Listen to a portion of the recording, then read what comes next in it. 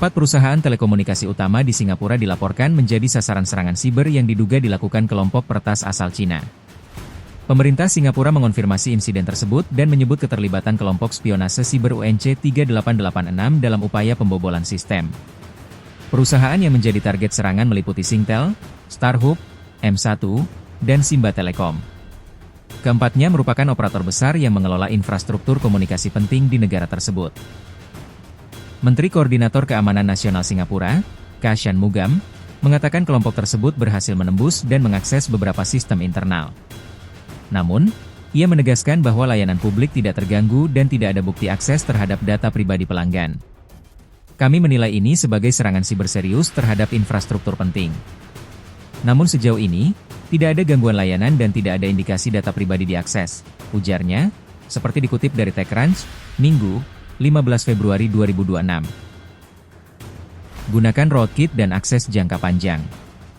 Shanmugam menjelaskan, kelompok peretas menggunakan alat canggih, termasuk rootkit, untuk mempertahankan akses jangka panjang ke dalam sistem.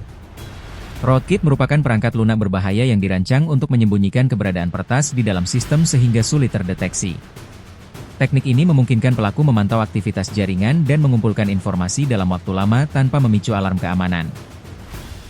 Meski demikian, otoritas Singapura menyatakan telah mengambil langkah mitigasi serta memperkuat sistem pertahanan siber nasional. Dalam pernyataan bersama, keempat operator telekomunikasi menyebut mereka secara rutin menghadapi berbagai ancaman, termasuk serangan Distributed Denial of Service, DDoS, dan malware. Kami menerapkan mekanisme pertahanan berlapis untuk melindungi jaringan dan memperbaikinya segera saat ada masalah yang terdeteksi. Demikian pernyataan tersebut. Jejak UNC 3886 dan dugaan afiliasi Cina. Kelompok UNC 3886 sebelumnya pernah dikaitkan dengan aktivitas spionase siber berskala besar. Perusahaan keamanan siber mandiant yang kini dimiliki Google, pernah mengaitkan UNC 3886 sebagai kelompok mata-mata siber yang diduga bekerja untuk kepentingan Cina. Sementara itu, laporan Reuters menyebut pemerintah Cina diketahui aktif melakukan operasi spionase siber dan mempersiapkan berbagai skenario konflik regional, termasuk yang berkaitan dengan Taiwan. Namun, pemerintah Beijing secara konsisten membantah tudingan tersebut. UNC 3886 dikenal sebagai kelompok yang mengeksploitasi kerentanan zero day, celah keamanan yang belum diketahui atau belum ditambal oleh pengembang sistem. Target mereka umumnya meliputi router, firewall, serta lingkungan virtualisasi yang menjadi tulang punggung jaringan perusahaan besar. Kelompok ini disebut telah menargetkan berbagai industri, mulai dari sektor pertahanan, teknologi, hingga telekomunikasi, dengan wilayah operasi mencakup Amerika Serikat dan Asia Pasifik. Gelombang spionase meluas ke 37 negara. Secara terpisah, ancaman spionase siber juga dilaporkan meluas ke berbagai negara lain, termasuk Indonesia. Kelompok mata-mata siber yang diduga berafiliasi dengan negara di Asia dilaporkan menyerang sistem komputer pemerintah dan infrastruktur penting di lebih dari 37 negara. Temuan tersebut diungkap perusahaan keamanan siber Palo Alto Networks.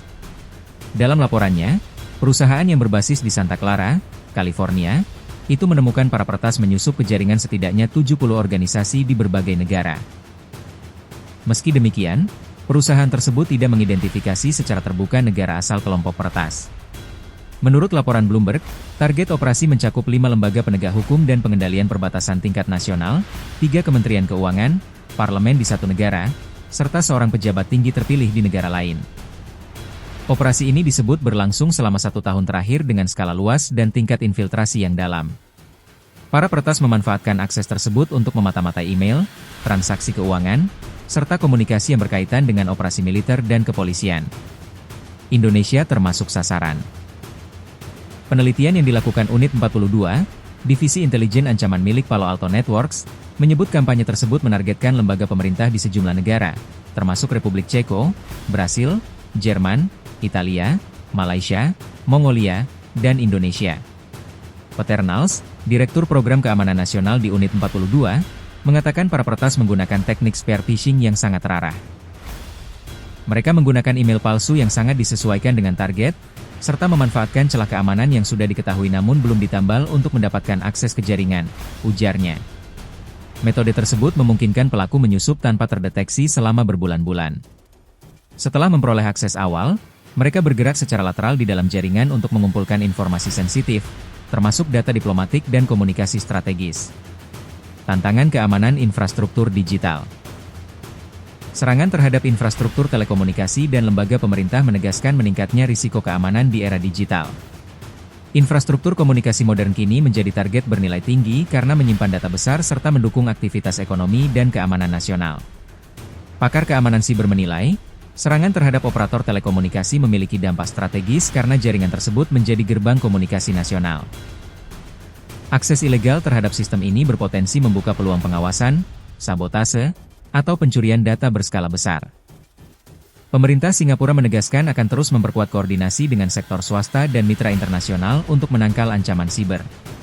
Negara kota itu dikenal memiliki sistem keamanan digital yang relatif kuat, namun insiden terbaru menunjukkan bahwa bahkan infrastruktur canggih pun tetap menjadi target.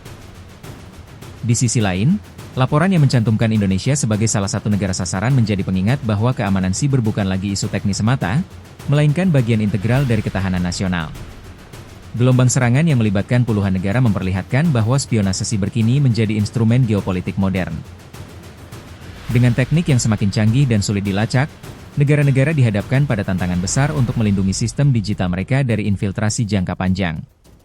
Insiden di Singapura dan temuan kampanye global tersebut menegaskan bahwa perang siber berlangsung secara senyap, namun berdampak luas terhadap stabilitas keamanan dan kepercayaan publik di era konektivitas tinggi.